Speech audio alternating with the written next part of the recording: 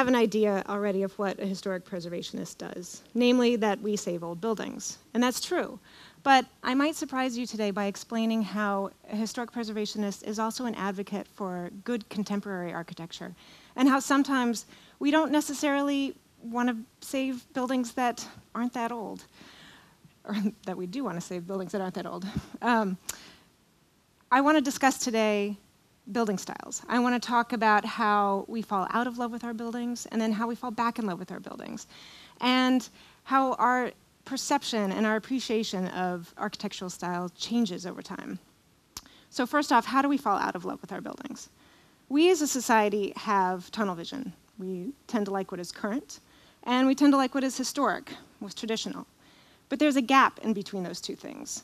We tend to dislike what has just gone out of style, and we'll continue to dislike a particular style because we remember that trend or that fad on the way out. And we'll continue to dislike something. We hold on to that memory, whatever it was, whether it be acid wash jeans or shag carpeting, and we'll continue for the rest of our lives to consider that passé. Here's an image of a 1950s living room from Better Living magazine. My mother hates this. When I asked her what her reaction was to this room, she said cold. She prefers more warm, comforting, overstuffed decor. But then again, she was born in the early 50s, and she grew up with this as this style went out of style. I think this room is pretty awesome, but I appreciate that she feels the same way about this room as I will always feel about brown sofas, shag carpeting, laminate wood panel walls from the late 1970s and the early 1980s. There's no nostalgia for the recent past. And when I say recent past, I mean what we can remember. I was born in 1979, and I don't long for the 80s in terms of decor. I lived it, I remember it. I realize there's a sort of hipster nostalgia out there right now for the music and the clothes, but those hipsters didn't necessarily live the 80s. I do have a romantic nostalgia for that 1950s living room because I don't remember it. I didn't live it. Every generation has some sort of idealized notion of the past, the distant past, what you can't remember. And we do this for our buildings as well as fashion. So what is historic? In our minds, when we talk about buildings, we consider everything that is outside of our memory to be, quote unquote, historic. For most of us, historic is good. I love historic buildings. They connect us to the past. And it's when a building or a style is outside of our current memory, when it's historic, then it becomes kind of okay and cool. But before that time, it's stuck in this negative zone where it's just dismissed as being out of style, out of date, not the good kind of old. There's no nostalgia for the recent past. And every generation does this, so let's take a look at how this has happened before. In the first half of the 20th century, from about 1900 to 1950, many late Victorian buildings were torn down, such as these examples from Philadelphia and Boston, dating from the 1870s through the 1890s. The first part of the 20th century was the period of colonial revival and the birth of modernism, when the style was clean white walls, crisp lines, colonial simplicity, and streamlined Art Deco, pretty much the opposite of what this was. Many of these ornate Victorian buildings were torn down pretty much just because they didn't meet the current modern taste anymore. They were seen as ugly, heavy, dark, and unfriendly. And they didn't necessarily meet any sort of, they didn't match their historic surroundings as they were seen. Now, this happened on a smaller scale too. Here are some images from another mid-1950s magazine called Home Modernizing, giving you examples of how to update your drab little Victorian house. Basically by stripping off the detail, straightening any lines, slapping on some asbestos siding and painting it white, and voila, you now have a nice modern home. We look at these images now and wonder how they could have done that to those wonderful little buildings. How could they have torn down those amazing larger buildings, the banks, the train stations, the grand civic buildings that had such great detail and craftsmanship that you just can't find anymore? It's heartbreaking, isn't it? Well, guess what? We're doing the same thing. In Boston, there's currently a fight between those who would love to tear down Boston City Hall and those who want to keep it. Locally, we're starting to eye the McIntyre building, which is right here in downtown Portsmouth and is of the same vintage. To us today, these buildings are ugly, heavy, dark, and unfriendly. They don't match our current tastes, and we don't see them as fitting into their historic surroundings. There are plenty of people who would love to tear down these buildings and replace them with something they see as better. Sound familiar? So why is it the preservationists are the ones trying to keep these buildings? They're not historic, right? Well, let's go back to what is historic and when can we start to love a building again? In historic preservation, we give a building 50 years before we start to study it, before we consider it historic. And we consider that enough time to give us some sort of perspective on a building's place in history. But if you think about it, it really takes more like the passing of a generation. That negative memory of a style has to die out before it can kind of come back and be okay again.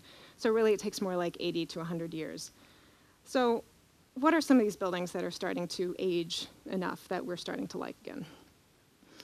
Here are some examples of American craftsman style homes, bungalows, from the 18 teens through the 1820s. These buildings are 90 to 100 years old, and they're really popular now. They haven't always been, but now everybody loves these. These homes are highly coveted, and the craftsman style is totally in. And even in our new construction, we're using details from the craftsman style to build our own new homes with that sort of flavor. Here are some images of homes from the 1950s and early 1960s. They're 50 to 60 years old. And I hear lots of groans. Many of you still don't like these buildings, but the mid-century style is coming back, and it's certainly back in terms of interiors.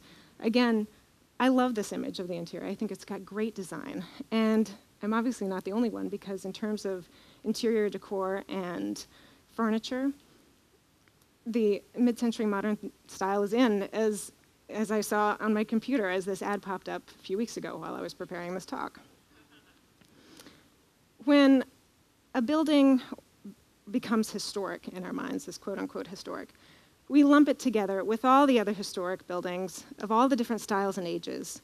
And they're all very different, but because they're under that category of historic, we perceive them as fitting together. So let's see how this works.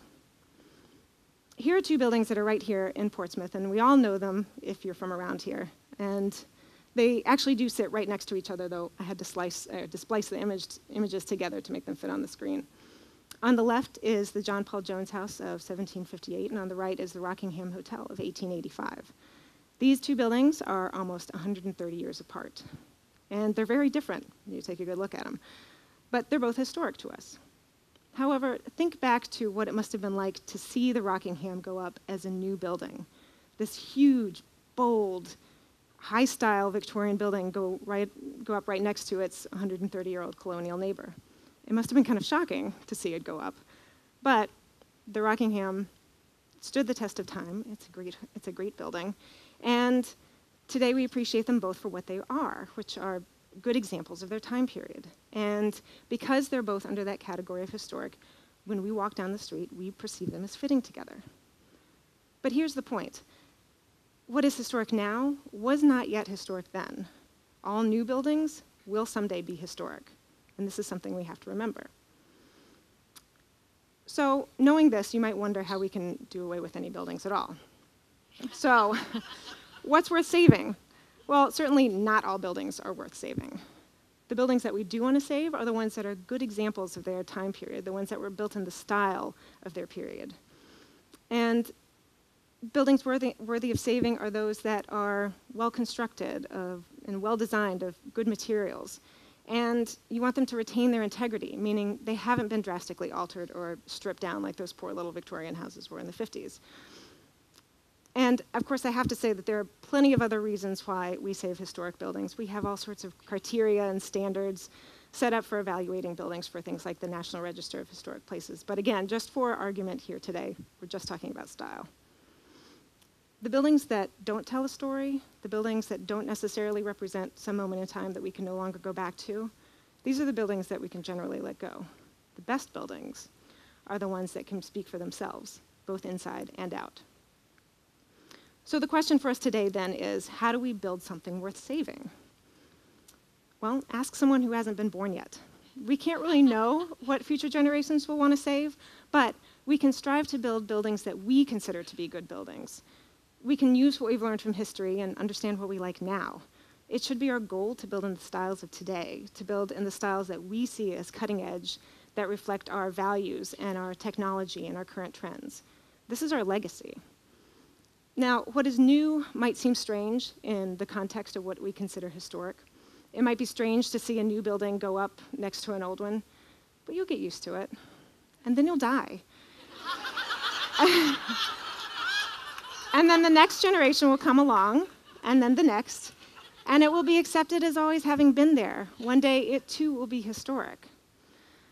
Now, certainly, new buildings can be designed to be compatible with their historic surroundings, to fit in and be respectful, and I think this is a great example, but I'm not going to go too far in that direction. That really is a talk for another day. The point I do want to make, though, is that to keep your historic setting and your historic environment in city or town historic does not mean keeping it frozen in time. To never allow in newer styles and instead to build fake old buildings in an attempt to preserve this historic feel is not telling the story of today.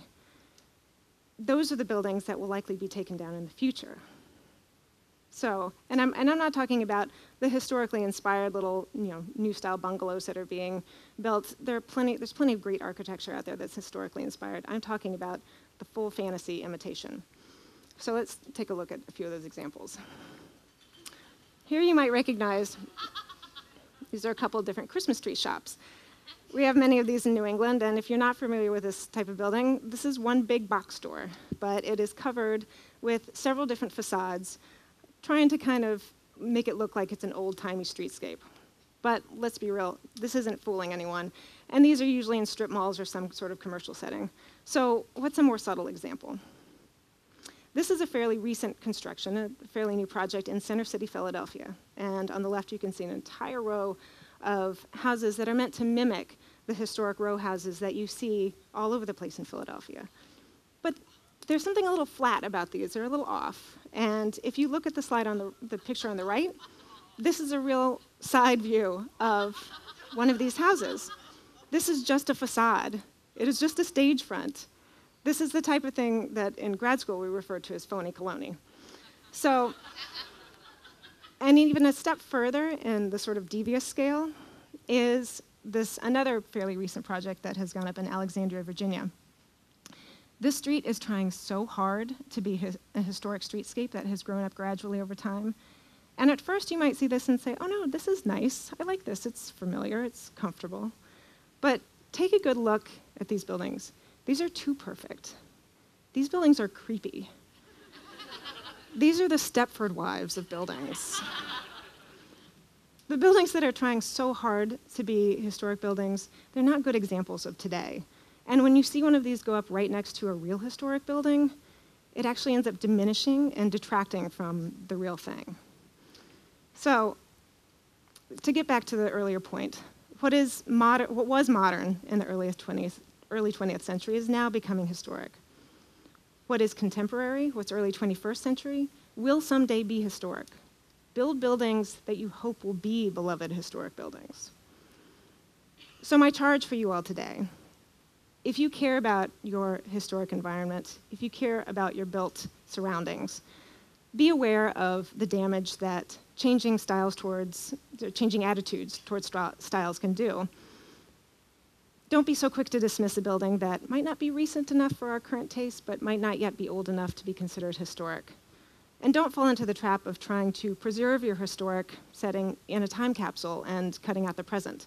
Let's add new buildings that tell the story of today.